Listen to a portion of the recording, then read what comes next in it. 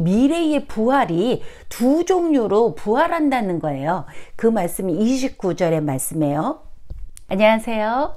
네, 오늘도 5장의 말씀을 계속 이어서요. 아버지께서 왜 아들에게 모든 심판의 권한을 맡기셨는지 그 이유와 의미에 대해서 한번 살펴볼게요. 구독과 좋아요는 저에게 많은 힘이 됩니다. 그리고 복음이 흘러가는 전도의 문이 되기도 하고요. 말씀을 들으시면서 혹시 궁금한 거나 질문사항이 있으시면 댓글로 남겨주세요. 그러면 제가 아는 범위 내에서 성심껏 답변을 해드리고 그리고 여러분들과 함께 소통을 하면 좋겠습니다. 감사합니다. 23절의 말씀이에요. 이는 모든 사람이 아버지를 공경하듯이 아들도 공경하게 하기 위해서다. 누구든지 아들을 공경하지 않는 사람은 그를 보내신 아버지도 공경하지 않는다. 그러니까 이 말씀은요, 아들에 있어서 그 일에 대해서 뿐만이 아니라 공경받는 것도 하나님과 똑같이 아들도 공경을 받게 하기 위함이라는 거예요. 왜냐하면 하나님과 예수님의 그 관계는 둘도 없는 하나인 유일무이한 그런 관계이기 때문에 하나님에게 드려지는 그 공경이 아들이 그 공경을 받게 되면 그것이 하나님을 모욕하는 것이나 펌해되어서 훼손되는 것이 아니라 도리어 하나님께서 영광을 받으신다는 뜻이에요. 그래서 여기서 공경하다라고 하는 그 동사는요, 하나님께 예배드리는 자세를 의미하는 건데요. 그 부활과 심판의 권세는 아들이 하나님과 동등한 예배를 받기에 부족함이 없다라는 것을 증명하는 그런 말씀인 거예요. 이는 예배의 대상으로서 지금 하나님과 동등되다라는 것을 계속 일관성 있게 그들에게 말씀을 하시는 건데요. 이 말씀을 역설을 하면요. 그 지금 아들에 대한 예배, 그 공경을 통해서 정말 그들이 하나님을 공경하는가 그것을 확인해 볼 수 있는 그런 말씀이라는 거예요. 왜냐하면요, 그 유대인들은 예배의 대상자는 오직 한 분이신 하나님밖에 없다. 유일신 사상, 그들은 그것에 대해서 아주 목숨을 걸고 지키고 있었거든요. 그들의 그 사상을 잘 알고 있는 예수님께서 자신은 하나님과 동등됨으로 인해서 배타적이지 않고 오히려 상호 의존적이다 이렇게 천명하시면서 그들의 무지와 오해를 풀어주시는 거예요. 그 하나님이 바로 나다. 그 유일신 사상에 전혀 손색이 없다. 지금 그 이야기를 하시는 거예요. 그러면서 이것을 이제 전문 용어로 하면요, 기독론전 신론이다. 지금 그것을 탁 제시하고 계시는 거예요. 그러니까 지금 유대인들과 쭉 안식일에 대한 그 논쟁을 계속 해오시면서요, 이 안식일의 사역이라는 것이 생명과 심판, 이 이중적인 면을 다 가지고 있다. 지금 그것을 표현해 내시는 거예요. 그런데 그것의 주체가 하나님의 천지 창조의 사역을 계승받아서 에덴의 회복을 가져올 예수님에게 있다라는 그 말씀인 거죠. 이제 이후의 말씀들은요, 그 아들이 가지고 있는 심판과 부활의 권세가 어떻게 작용하는가 그것을 설명해 주는 그런 내용들인 거예요. 24절의 말씀이에요. 내가 진실로 진실로 엄중하게 너희에게 말한다. 누구든지 내 말을 듣고 나를 보내신 분을 믿는 사람은 영원한 생명을 얻는다. 그런 사람은 심판을 받지 않을 것이다. 그들은 죽음에서 나와 생명으로 옮겨갈 것이다. 이런 말씀이죠. 저번에 21절의 말씀이에요. 아들도 자기가 원하는 자들을 살린다. 그렇게 말씀을 드렸잖아요. 그들이 바로 누구였어요? 내 말을 듣고 예수님의 말씀을 듣고 또 나를 보내신 이 아버지 하나님을 믿는 자들이었어요. 그 믿는 자들은 영생을 얻고 심판에 이르지 않는다라는 거예요. 왜? 예수님께서 그들을 살리셨기 때문이라는 거죠. 그래서 여기서 이제 듣는다와 믿는다라는 이 동사는요, 듣고 믿는 것은 서로 인과관계를 갖는데, 예수님의 말씀을 듣는 것은 예수님을 보내신 이 그를 믿는 결과를 가져온다라는 거예요. 왜냐하면 예수님의 말씀은 곧 하나님으로부터 보고 들은 것이기 때문이라는 거죠. 그래서 결국 믿음과 순종에 대해서 말씀하시는 거예요. 그러니까 결과적으로 지금 예수님의 말씀을 듣지 않는 그 유대인들은 결국 어떻다는 거예요? 하나님을 믿지 않는다라는 그러한 사실을 함축하고 있는 거예요. 그러니까 여기에서 이제 듣고 믿는 자는 영생을 가졌고 심판에 이르지 않을 뿐만 아니라 사망에서 생명으로 옮겨졌다 그러잖아요. 그러니까 믿는 자들은 무죄 선고를 받아서 법정을 떠난 상태이기 때문에 최후의 심판을 받지 않는다라는 거예요. 그러니까 믿는 자들은 마지막에 있을 그 부활 생명을 기다릴 필요가 없다라는 거죠. 왜? 지금 사망에서 생명으로 옮겨졌기 때문인 거죠. 그래서 벌써 이미 영생, 생명을 받았다라는 거예요. 이제 그 말씀을 구체적으로 설명하는 내용들이 이제 뒷절에 계속 나와요. 근데 영생이라는 것은 내세의 삶으로서 죽은 자들이 살아났을 때만 취할 수 있는 그런 것으로 여겨져 왔잖아요. 그런데 지금 이 말씀은요, 미래에 있을 이야기가 아니라 지금 예수님의 말씀을 듣는 그 현장을 배경으로 하고 있는 거예요. 예수님을 믿는 사람들은 벌써 이미 그 영생, 생명을 지금 맛보며 살아간다라는 거예요. 예수님은 자신을 믿는 사람들에게 그 영생, 생명을 제공하고 있기 때문이라는 거죠. 이러한 것은 이제 실현된 종말을 말하는 건데요. 기독교에서는 종말론에 대해서는 실현된 종말과 미래의 종말의 두 가지를 다 포함하고 있어요. 그래서 이것을 이미와 아직이라고 하는 already not yet 한번 설명을 드렸죠. 그래서 이미 실현이 되었다. 그러나 아직 완성되지는 않았다. 이렇게 이제 표현을 하고 있는 거예요. 그 설명이 이제 25절에 나오는 거예요. 25절 말씀에 내가 진실로 진실로 엄중하게 너희에게 말한다. 죽은 사람들이 하나님의 아들의 음성을 들을 때가 오고 있으니, 오고 있다는 거죠. 그러니까 아직 안 온 거예요. 그런데 지금이 바로 그때다. 이미 왔다는 거예요. 그 음성을 듣는 사람들은 살아날 것이다. 이렇게 말씀을 하시는 거예요. 이 말씀을 의역하면요, 죽은 자들이 지금 하나님의 아들의 음성을 듣고 살아날 때가 올 건데 그때가 바로 지금이다. 이렇게 설명을 하시는 거죠. 그래서 여기서 죽은 자들은 영적으로 죽은 자들을 말하는 거예요.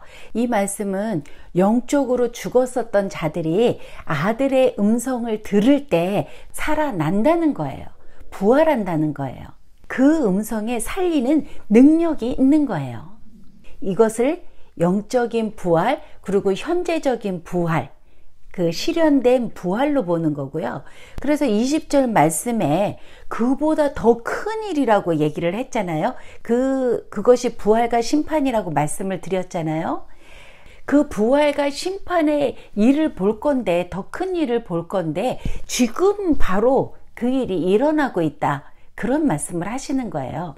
그러니까 예수님의 말씀이 선포되는 현장에서 새 시대에 동참할 때, 이 동참한다라는 것은 믿고 순종할 때 부활도 체험하게 된다라는 현재적인 말씀인 거예요. 그럴 때 그 영생, 생명을 맛본다는 거죠. 사실 이것이 이제 11장에 가면요, 실제적으로 죽은 나사로를 살리는 그러한 내용이 나오거든요. 그 사건은요, 나중에 예수님께서 미래의 종말에 있을 몸의 부활, 그 육적인 부활을 미리 보여주는 예시적인 표적인 거죠. 그런데 그런 일이 어떻게 가능하냐, 그것을 설명하는 내용들이 이제 나오는 거예요. 26절의 말씀에 아버지께서 자기 안에 생명을 갖고 계시듯이 아들에게도 자기 안에 생명을 가질 권리를 주셨다. 27절에 아버지께서는 심판하는 권한까지 아들에게 주셨다. 아들이 인자이기 때문이다. 자, 하나님은 스스로 존재하시는 분이에요. 창조되지 않은, 그래서 언제나 살아계신 하나님, 자체적으로 생명을 갖고 계시는 하나님이시라는 거예요. 그러나 인간들은 창조된 피조물이기 때문에 우리의 생명이라는 것은 하늘로부터 하나님이 주셔야지만이 우리가 받을 수 있고, 또 하나님이 걷어가시기도 한다라는 거죠. 그런데 하나님께서는 이 아들에게도 자기 속에 있는 생명을 나누어 주셨다라는 거예요. 근데 이 말씀은 성육신 하신 후에 그 생명을 나누어 주었다는 그러한 표현이 아니고요. 아버지와 아들은 영원한 관계인 것처럼 영혼에 속한 행위였다는 거죠. 그러니까 예수님도 창조되지 않은 영원한 생명을 가지신 존재라는 것을 시사하는 거예요. 그런데 그 아버지가 그 자기 속에 있는 그 생명을 아들과 나누었을 뿐만 아니라 심판하는 권세도 주셨다라는 거예요. 그런데 그 이유가 예수님의 인자됨으로 말미암은 거라는 거죠. 인자됨. 여기서 그 인자라는 용어는요, 구약의 다니엘서에서 나오는데요. 이 인자는 미래의 하나님 나라에서 그 하나님을 위해 다스리는 자를 표현한 거였어요. 그 다스림에는 심판이 포함되어 있었고요. 그래서 여기에서 이제 인자라는 이 표현은 세 가지의 그 표현을 담고 있는 거예요. 첫 번째는 옛적부터 계신 이였다. 두 번째는 인자, 이것을 풀이하면 사람, 인간이라는 의미이잖아요. 그러니까 인류 속에 속하여서 인간들이 행하는 곳에서 행하시는 자이다, 이런 표현이고요. 또 세 번째는 마지막 심판을 주관하시는 자이다, 이런 표현으로서 인자라고 표현이 된 거예요. 그러니까 인자에게는 세상을 다스리는 권세, 특히 하나님의 백성을 대적한 그 악의 세력에 있어서 하나님의 공정한 심판을 내리는 그런 권세가 주어졌다라는 거예요. 그러니까 예수님에게는 생명과 심판을 동시에 갖고 계신 분이라는 거죠. 그렇다면 어떻게 이 미래적인 생명과 심판의 부활을 주관할 것인가, 그것에 대해서 계속 설명하는 것이 나오고 있는 거예요. 28절의 말씀에 이 말에 놀라지 말아라. 무덤 속의 모든 사람이 그의 음성을 들을 그때가 오고 있다. 무덤 속의 모든 사람이라는 것은 육체적으로 죽은 사람인데, 여기에서는 믿는 자나 안 믿는 자 모두 다를 포함하고 있는 거예요. 그런데 그런 죽은 자들이 주님의 음성을 듣고 살아날 때가 오고 있다라는 거예요. 그런데 아까 앞절에서 말씀드렸을 때는 그 오고 있다 그 뒤에 바로 이때다 이런 얘기가 있었잖아요. 그런데 여기에서는 바로 이때다 라는 이야기가 없어요. 그것은 왜 그러느냐면 이것은 미래의 부활을 드러내는 말씀이기 때문인 거예요. 그러니까 지금 여기서 사도 요한은 실현된 종말과 미래의 종말에 대해서 조화롭게 지금 언급하고 있는 거예요. 그런데 여기에서 또 이 미래의 부활이 두 종류로 부활한다는 거예요. 그 말씀이 29절의 말씀이에요. 선한 일을 한 사람은 생명의 부활로, 그리고 악한 일을 한 사람은 심판의 부활로 나올 것이다 라는 거죠. 그러니까 미래의 부활의 두 종류는 생명의 부활과 심판의 부활로 나온다는 말씀인 거죠. 선한 일을 행한 자라는 것은 그들의 행위가 하나님 안에서 행한 것임을 나타내기 위해서 빛을 쫓는 자들이고, 악한 행위를 하는 자들은 자신들의 행위가 드러날까봐 두려워서 어둠에 속해서 빛으로 나오지 않는 자들을 말하는 거예요. 그러니까 선한 일을 행한 자라는 것은 예수님을 믿는 자들을 말하는 것이고, 악한 일을 행하는 자들은 예수님을 믿지 않는 자들을 말한다는 거예요. 그러니까 이제 쉽게 이야기를 하면요, 현재 이곳에서 육체적으로 죽지 않은 자들이 예수님의 그 음성을 듣고 예수님을 믿는 자들은 그 영적으로 벌써 부활한 상태이기 때문에 새로운 생명, 그 영생의 삶을 지금 현재도 살아가고 있다라는 그 말씀이고, 그러나 우리도 나중에 또 죽잖아요. 죽었을 때에 예수님이 재림하셔서 마지막 심판의 때는 믿는 자와 믿지 않는 모든 자들이, 육체적으로 죽었었던 자들이 다 같이 다시 몸의 부활을 한다라는 거예요. 그때 몸의 부활을 할 때에 생명의 부활과 심판의 부활을 받는다라는 거죠.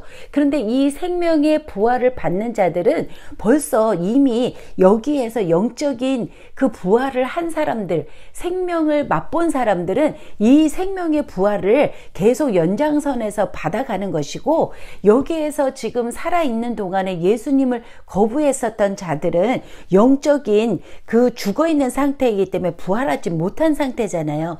그런 자들이 죽었다가 이들이 다시 이제 몸의 그 부활을 얻었을 때는 심판의 부활을 받는다. 지금 그 말씀을 하시는 거예요. 그래서 현재의 부활과 이 미래의 부활의 연속성에 대해서 이야기를 하고 있는 것이죠. 그러니까 마지막 날에 이제 이 악을 조사해서 그 악을 따라섰던 자들은 폐기해 버리는 것이고, 그리고 하나님의 길을 따른 모든 자들은 그 정당성을 인정해 준다. 그런 말씀인 거예요. 그러면서 이제 그 이후의 말씀들은요, 그리스도가 이렇게 심판하는 그 심판이 의로운 그 이유에 대해서 이제 설명하고 있는 내용들이 뒷절부터 나와요. 오늘은 저거는 여기까지 하고요. 오늘도 들어주셔서 너무나 감사합니다. 예수님의 말씀을 들음으로 바로 믿고 순종해서 부활의 풍성한 삶을 살아가는 저와 여러분 되기를 바랍니다. 감사합니다.